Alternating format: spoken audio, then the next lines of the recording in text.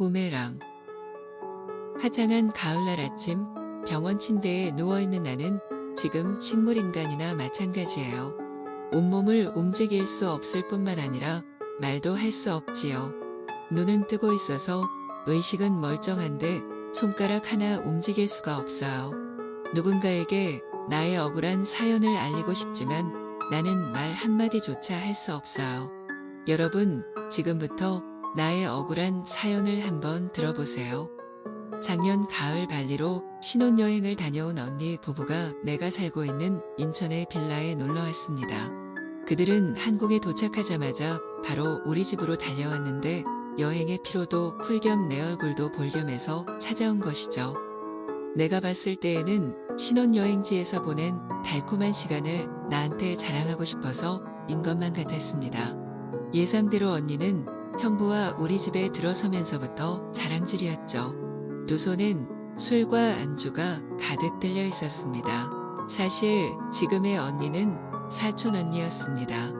사촌이라면 요즘 같이 왕래가 적은 비대면 시대에는 상당히 먼 사이라고 말할 수도 있겠지만 언니랑은 어릴 때부터 30살이 넘는 지금껏 수원에서 같이 살았어요. 형제가 없는 나는 최근에 인천으로 이사를 오기 전까지 언니에게 기대며 매우 가깝게 지냈습니다. 술이 달아오르자 언니의 자랑질은 발리에서 형부로 이어졌습니다.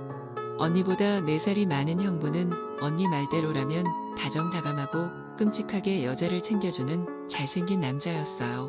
그러나 내가 보기엔 그냥 평범한 얼굴인데 친절하고 성격이 원만해서 그냥 언니의 결혼 상대로 나쁘진 않아 보였습니다.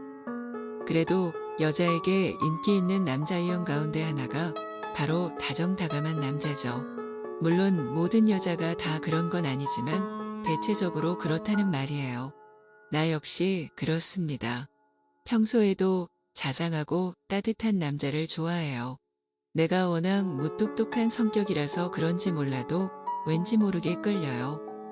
계속 이야기를 나누다 보니 형부는 정말 다정다감한 사람이었습니다. 언니가 푼수처럼 아무 말이나 막 꺼내도 실은 기색 하나 없이 손에 끼고 있는 결혼 반지를 소중하게 만지작거리면서 해맑게 웃으며 다 받아주었습니다. 솔직히 말해 너무 부러웠습니다. 시간 가는 줄도 모르고 셋이서 밤늦게까지 둘러앉아 이런저런 이야기를 나누다가 언니는 여행 피로감 때문인지 피곤하다며 형부에게 볼키스를 하고 나선 먼저 들어가 잠을 청했어요. 아무리 형제처럼 친한 언니의 남편이라지만 난생 처음 보는 남자와 단둘이 앉아서 술을 마신다는 게 솔로인 나에겐 좀 불편한 상황이었습니다. 갑자기 분위기가 어색하게 되었어요. 형부는 가방에서 여행 선물을 꺼내 분위기를 바꾸었습니다. 원래부터 놔주려고 산 건 아니었던 것 같은데 잘 다듬어진 나무로 만든 코끼리 모양의 목걸이였어요. 발리 원주민이 오랜 동안 직접 깎아서 만든 귀한 물건이라고 했습니다. 근데 발리에 코끼리가 살았던가? 코끼리 목걸이에 대해 한참을 설명한 후에 형부는 목걸이를 직접 내 목에 채워주었습니다. 그의 손끝이 내 목에 살짝 닿았을 때 이상한 느낌이 들었어요. 불편하고 어색하지만 짜릿하다고나 할까. 형부는 생각보다 더 다정다감한 성격으로 내가 말하는 것은 무엇이든 잘 들어주었습니다. 그 전까지 내가 사귀었던 남자는 모두 자기 말만 늘어놓기 바빴는데 이런 남자는 진짜 처음이었습니다. 언니가 왜 형부한테 반해 결혼을 하게 되었는지 이제야 알 것 같았죠. 우리는 술이 너무 취해 더 이상은 무리였습니다. 나는 형부에게 양해를 구한 후 내 방으로 들어가 잠을 청했고 형부는 어질러진 술자리를 치우고 자겠다며 나보고 먼저 자라고 했어요. 역시 형부는 다정하고 배려심 많은 최고의 남자인 게 확실했습니다. 문득 저런 남자라면 언니한테서 빼앗고 싶다는 발칙한 생각도 들었습니다. 언니는 저런 남자를 왜 진작 나에게 보여주지 않았을까? 아마도 빼앗기기 싫어서였을까? 괘씸하다는 생각과 함께 한편으로는 자책감도 들었어요. 언니의 남자를 빼앗으려 들다니 내가 왜 이러는 걸까? 한참 자고 있는데 누군가 내 방문을 열고 안으로 들어온 기척이 느껴졌습니다. 무섭기도 했지만 한편으론 가슴이 막 두근거리며 설레었죠. 그는 아무 망설임 없이 침대 위로 올라와 벽을 향해 옆으로 누워있는 나의 허리를 억센 손으로 와락 껴안았습니다. 처음에 나는 몹시 당황했지만 본능적으로 그게 형부란 것을 알아차렸습니다. 나는 그의 손을 뿌리치려 했지만 억센 손은 나의 가냘픈 허리를 놓아주지 않았어요. 이럴 땐 어떻게 해야 하는지 난감했습니다. 안방에서 자고 있는 언니의 숨소리가 여기까지 전해지는 듯 불안했지만 한편으론 형부가 더 거칠게 날 껴안아 주었으면 하는 위험한 생각도 들었습니다. 형부가 뒤에서 나를 꽉 껴안았습니다. 나는 자지러지게 놀랐지만 소리가 입 밖으로 새어나갈까 두려워서 두 손으로 입을 틀어 막았습니다. 그의 손에 낀 결혼 반지가 차갑게 나의 피부에 닿을 때마다 묘하게 흥분이 되었습니다. 그는 마치 시간의 편에 서 있기라도 한 듯 절대 서두르지 않고 천천히 그리고 집요하게 나의 문을 두드렸습니다. 마치 안방에서 자고 있는 언니가 영원히 깨어나지 않을 거라는 확신이라도 가지고 있는 듯 말이죠. 솔직히 말하면 내가 어릴 때부터 남자를 조금 밝혔던 편이라 경험도 적지 않은 편인데 남자로서 형부는 테크닉도 좋고 무척 강한 편이었습니다. 내 목에 걸려 흔들리고 있는 코끼리 목걸이는 지치지도 않고 밤새 허공을 달렸습니다.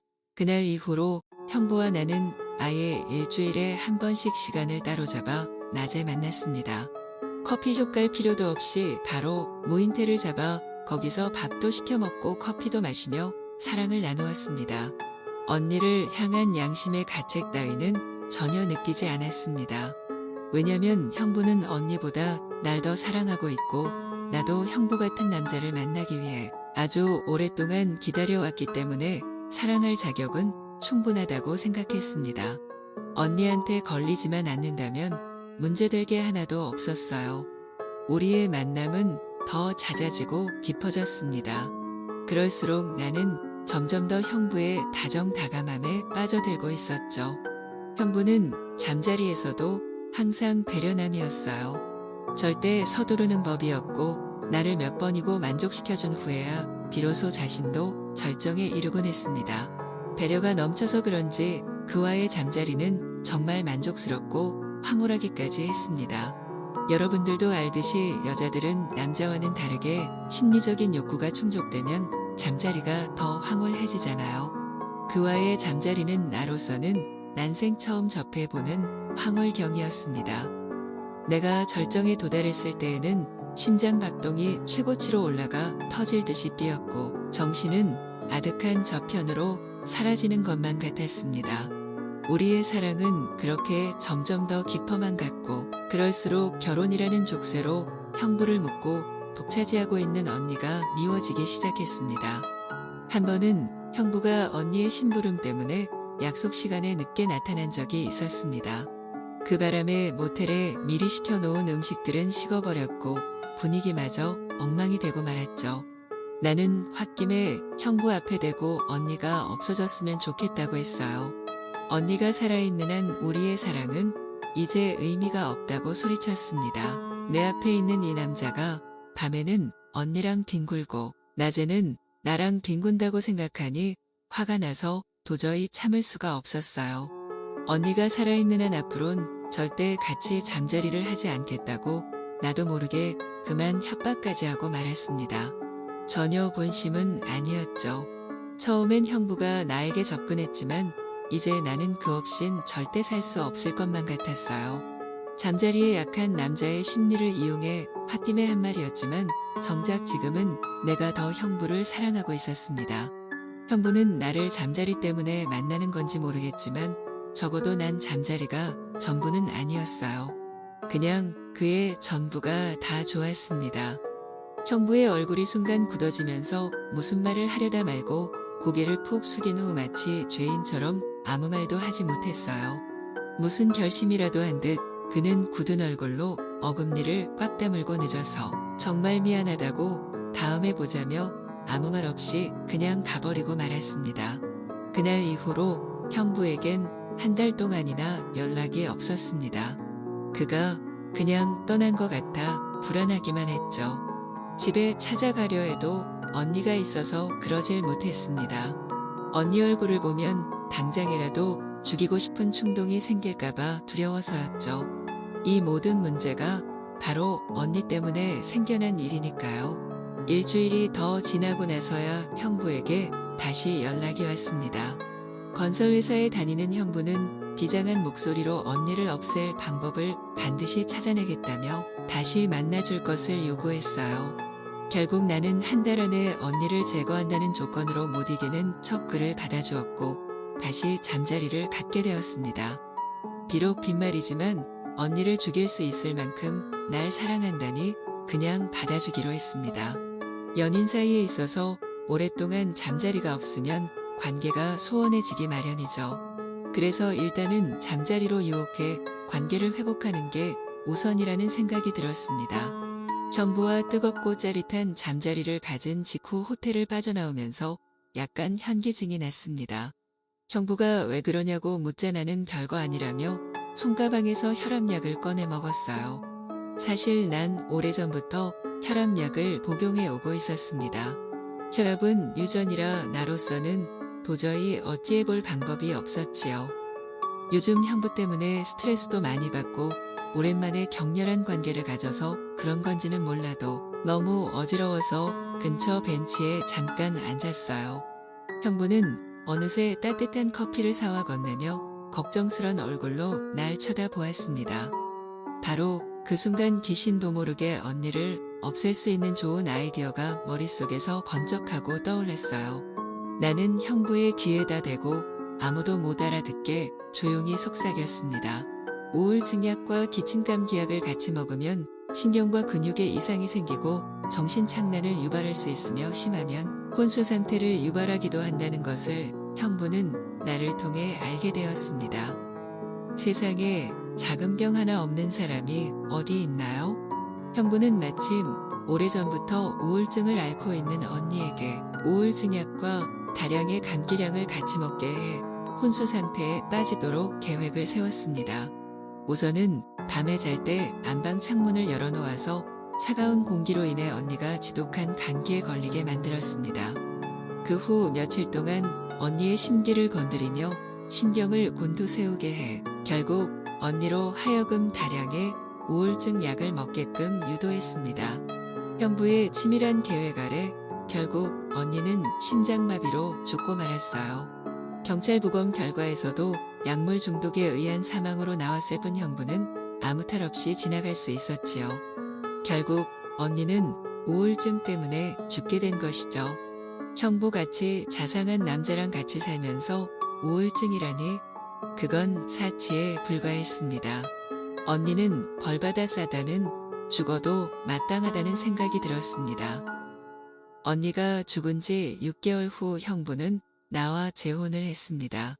전처가 죽은 지 얼마 지나지 않아 바로 재혼을 한다는 게 남들 보기에 안 좋게 보일까봐 혼인신고만 하고 바로 같이 살게 되었지요. 이젠 형부가 아니라 남편이었습니다. 제주도로 짧게 신혼여행을 다녀온 우리는 그렇게 바라던 행복한 신혼생활을 시작했습니다.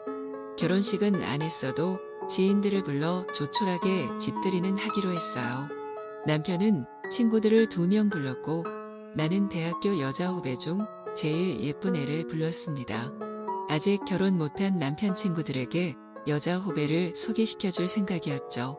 다행히 남편 친구들이 후배의 외모에 넋이 나가는 바람에 자연스럽게 화기애애한 분위기가 만들어졌고 덕분에 기분 좋은 저녁 식사 자리가 되었습니다. 오히려 아직 총각인 남편 친구 2명이 내 여자 후배 하나를 두고 서로 앞다투어 꼬시려는 바람에 약간의 긴장감도 만들어졌습니다. 내일은 주말이라 출근 걱정 없으니 식사 후 노래방에 가자고 내가 제의를 했어요. 여자 후배는 팔짝 뛰며 싫다고 손살을 쳤지만 남편 후배들의 집요한 설득에 넘어가 결국 우리는 노래방에 갔습니다. 초대한 2명의 친구들에게 가려 우리 남편은 여자 후배의 근처에도 가지 못했습니다. 나랑 절친한 여자 후배였기 때문에 남편하고도 앞으로 친하게 지냈으면 하는 마음에서 노래 한 곡을 골라 듀엣으로 같이 부르도록 했어요. 서로 어색해하던 남편과 후배는 주위의 응원 소리에 힘을 내어 같이 노래를 불렀습니다. 여자 후배가 얼굴은 예쁜데 워낙 음치였습니다. 솔직히 말해 남편과 남편 친구들 보는 앞에서 망신을 주기 위해 내가 일부러 듀엣곡을 부르게 한 거였어요. 왜 그런 거 있잖아요. 얼굴이 나보다 이쁜 여자가 노래를 엉망으로 불렸을 때 당황해하는 모습과 이에 실망하는 남자들 표정을 보고 느끼는 쾌감 같은 거. 그런데 내 예상은 보기 좋게 빗나가고야 말았습니다. 처음엔 여자 후배의 엇박자로 불협화음이었지만 박자감 좋은 남편이 이를 보충해 주어 금세 듣기 좋은 하모니를 만들었어요. 오히려 노래가 끝났을 때엔 환호성이 터지며 앵콜이 나올 정도였습니다. 후배는 자신의 약점을 막아준 남편에게 도와줘서 감사하다는 인사를 했어요. 앵콜까지 끝나고 각자의 자리에 앉았는데 아무래도 남편의 눈치가 이상했습니다. 후배도 자상한 남편을 보고 호감을 가진 것 같았어요. 나는 동물적인 여자의 직감으로 둘 사이에 생긴 미묘한 감정을 읽을 수가 있었어요. 그러나 이땐 그냥 괜한 나의 질투심 때문이겠거니 생각하고 대수롭지 않게 넘어갔습니다. 친절하고 자상하던 남편의 태도가 달라지고 잠자리도 소원해진 것은 후배가 집들이를 다녀가고 난 후 얼마 지나지 않아서였습니다. 그이는 사소한 것 하나에도 툭하면 신경질을 냈고 술 냄새를 풀풀 풍기며 밤늦게 퇴근해선 돌아누워 잠자기 바빴습니다. 답답하고 불안한 마음을 달래기 위해 기분 전환도 할 겸 미용실에 가서 머리를 새로 했습니다.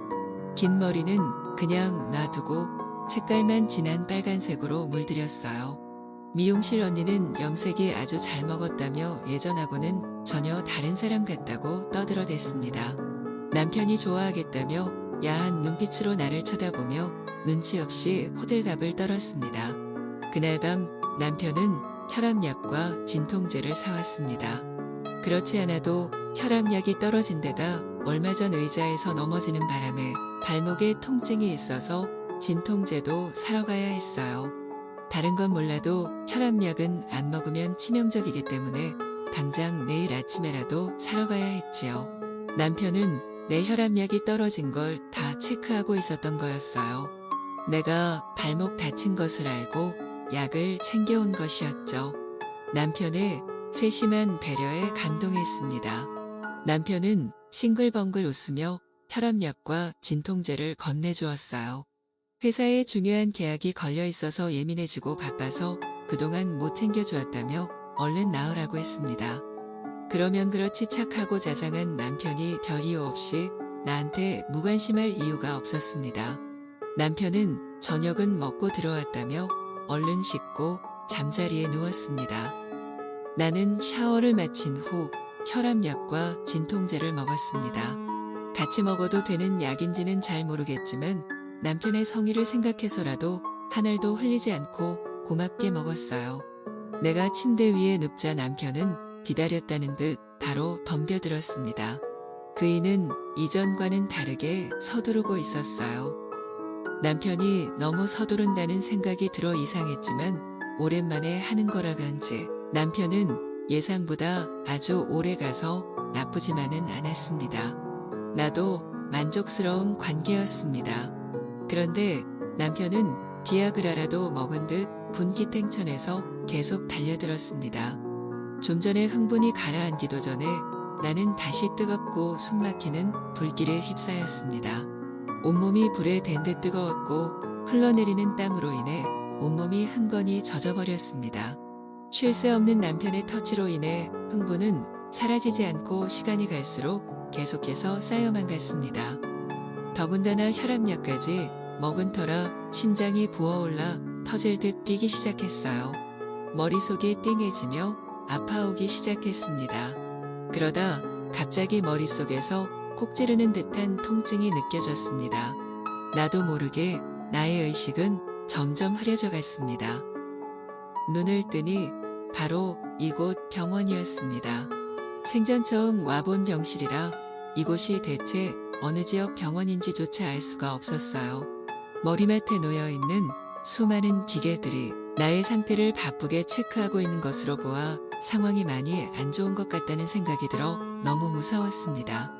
나는 팔 다리는커녕 손가락 하나 까딱할 수 없었지만 정신은 멀쩡했습니다.